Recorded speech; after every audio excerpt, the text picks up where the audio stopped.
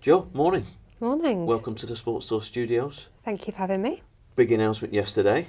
Yes. Shocked the cycling world. Yes. Feedback's been great. I've been completely overwhelmed by everybody's responses. Riders that I've been teammates with, staff, riders that I've been rivals with over the years from other nations, and also all the public, all the fans, completely overwhelmed by all the lovely messages. So yeah, my phone was non-stop yesterday. It was quite crazy. I wasn't really sure what to expect in terms of response, but it was really, really lovely. And it obviously happens so quick when you make the announcement and people respond, but how long has it took you to get to that decision that you thought, international time, it's probably time to call time on it?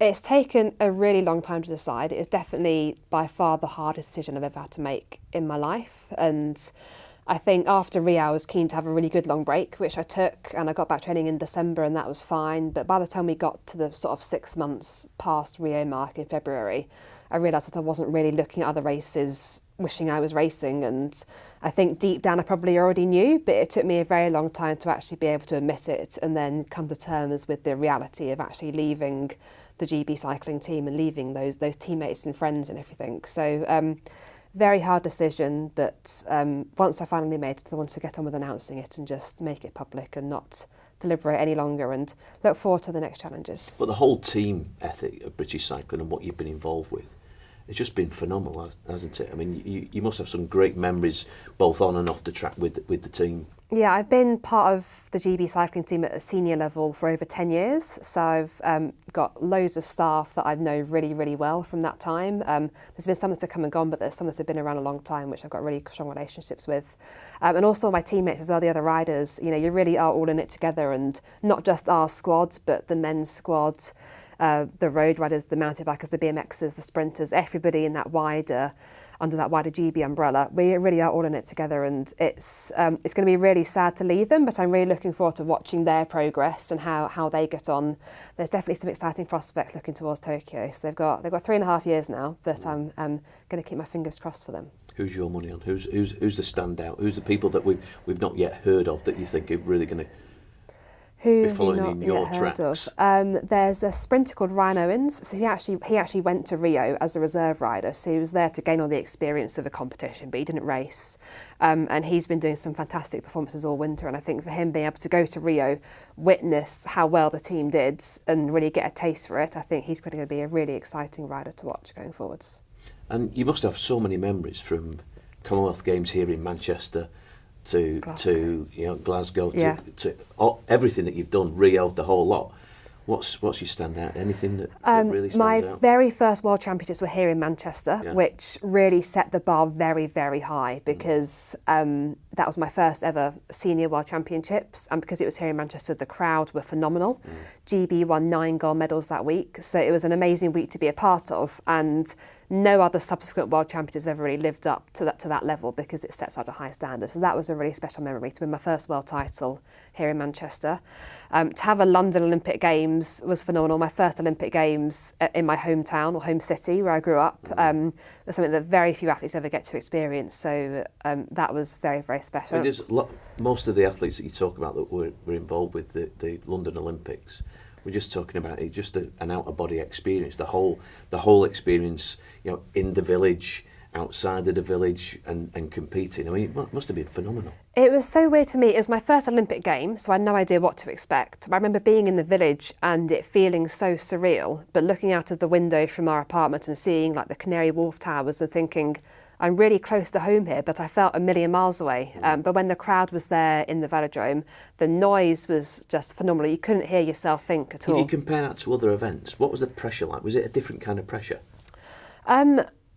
Going into London, I think I'd done a lot of work preparing psychologically for that pressure, and we went in as the current world champions and world record holders. But despite that, I'd say ready for that Olympic final, I wasn't nervous at all by that point. Wasn't nervous for the qualifier. I was very nervous for the semi-final, weirdly, but for the final, completely just excited to get up and race. But we'd done a lot of preparation to be able to deal with that. And at that point, you don't really think how big the Olympics is. I had no idea how big it was. I'd never done one before.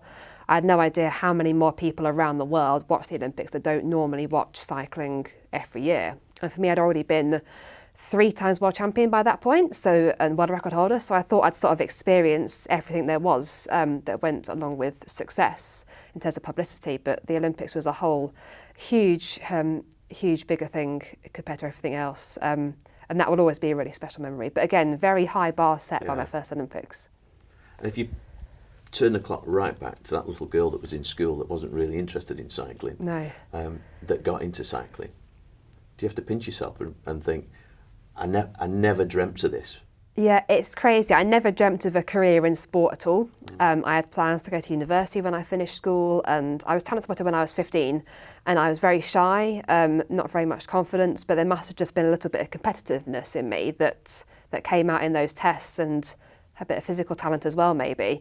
And that combination, I'm always quite surprised, I guess, how I've succeeded in this world, because I've not come from a sporting background, not coming from a cycling background. Probably didn't have the natural personality growing up to be an athlete, but I guess my hard work and determination has sort of come through. And yeah, it's a million miles away from that girl on that playing field.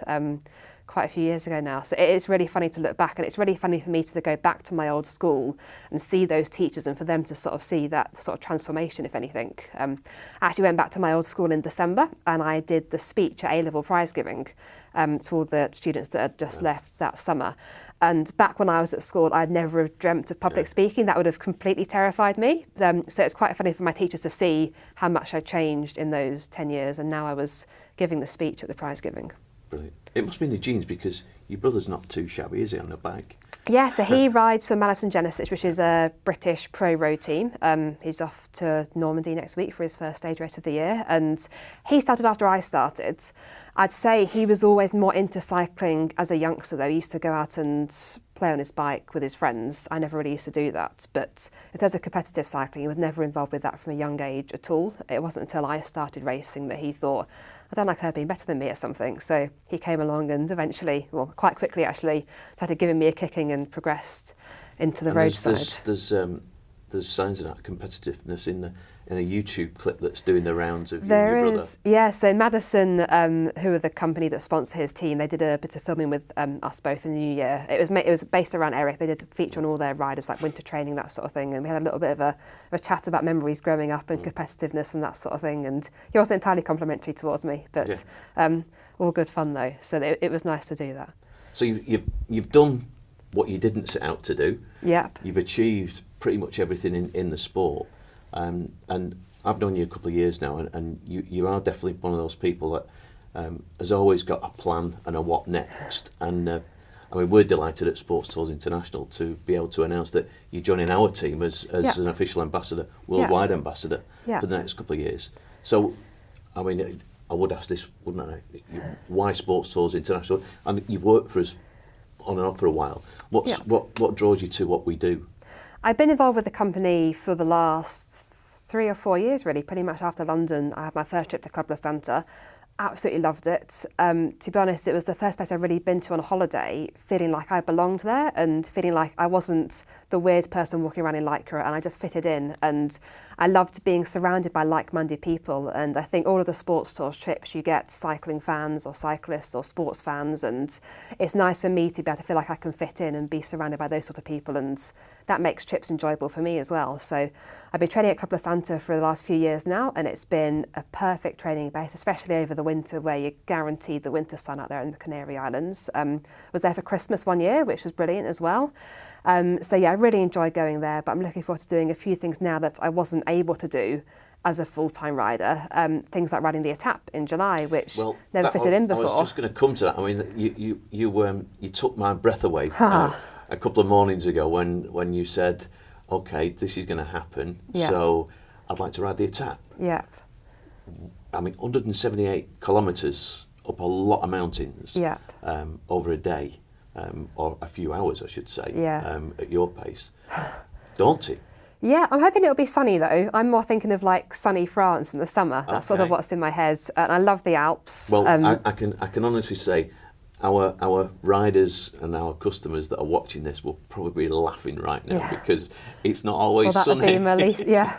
Oh dear. Well, I'm definitely looking forward to it. It will be a challenge. I did ride London a few years ago, which was 160k. Never ridden 178k before. I do enjoy mountainous terrain. I'm not really built to be a climber, but I enjoy the sort of the feeling of achievement by conquering a big climb. So and you quite like altitude. yeah, I've been on a few Which altitude is training a bit, camps. A bit weird. Yeah, and we raced at altitude, and I always seem to go well. So I don't see. I sort of like the challenge of it, and I guess everybody responds differently. So it will be interesting. I've never climbed in the Alps that high. I've been to training camps to Tenerife and to Mallorca and Spain, but I've never been climbing in the Alps as a bike rider. Many holidays there as a child, but not as a bike rider. And you're probably going to be the first ever track cyclist who's been a double Olympian, 5 times world champion, Yep, 5. Commonwealth Games champion, Yep.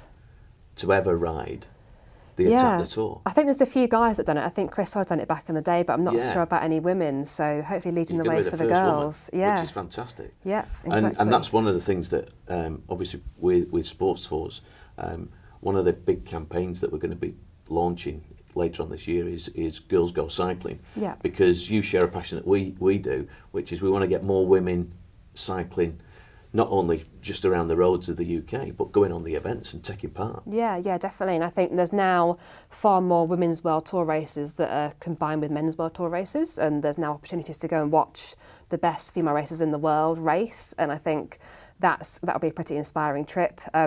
Or, like I say, trips with like-minded people.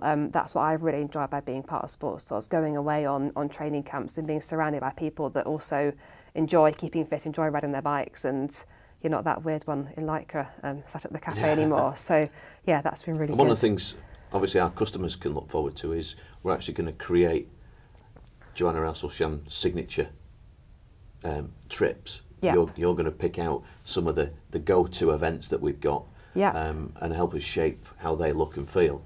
I mean, that's brand new for you to be able to look at events and say, well, they're the ones you should be doing. Yeah, I'm looking forward to a few trips this year and seeing what I like, and definitely seeing what I recommend after that. And it'll be nice to be able to give a bit of insight into what's out there and what's available, and recommend things to other people. And it's not all going to be hardcore cycling.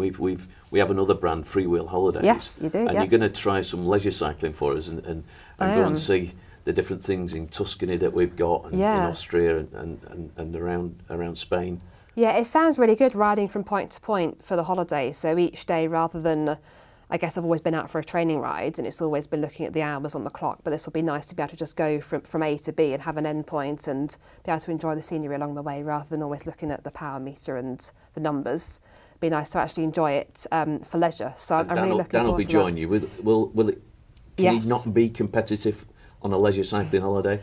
We'll see. My husband will be joining me. He's definitely far more of an endurance rider, so I think the Etape is where he's really going to come into his own. Yeah, he's going to give me a kicking in the Etape, definitely. Really? So that's going to be tough for me because early on I'm quite strong, like I'm quite good for the first hour, but later on, the last 10 miles of Ride London, I really suffered, and he rode off and left me. So we'll have to see if I can get rid of him early on, but have to do some better endurance training going into this, definitely. Very good. I mean, one of the other areas that you're very keen on as well is the coaching. Yep. And that's something that we're going to be promoting for you over the next few months. Is it about giving something back, or is that something that you're really going to build into a business?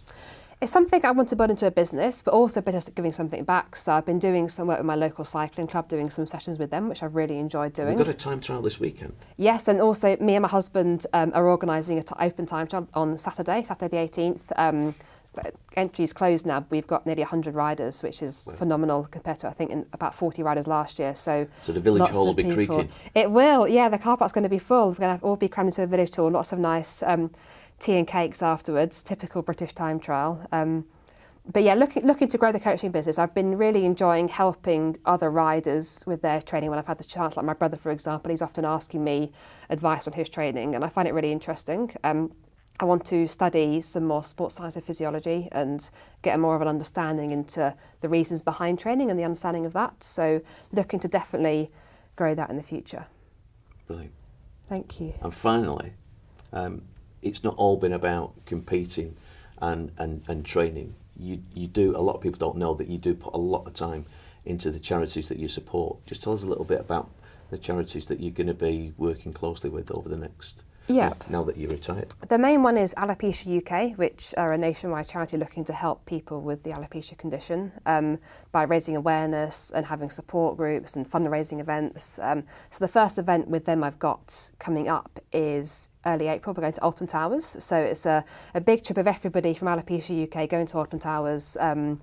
And I guess that's often a problem for people suffering hair loss. They might be scared about going on a roller coaster or wearing a hat or something, and what might be the best process to do for that. So I'm looking forward to going on there with everybody and just really enjoying the day and meeting some of the youngsters as well. But I'll be on the big roller coasters, definitely. And maybe one of the signature events that we do could be in aid of the charity. Yeah, that would be lovely. Let's try and do definitely. that. Yeah. Great. Well, it's lovely to have you on board. Thank you. It's going to be an exciting couple of years. Yes, very excited. We know through our experience of you that it's going to be full on. Yes. And there's going to be a lot of demands on your time, but I'm sure our customers at Club Lysanta and at Freewheel and Sports Tours are going to be looking forward to being alongside you. Yeah, thank you very much. Thanks, Jo. Thank you.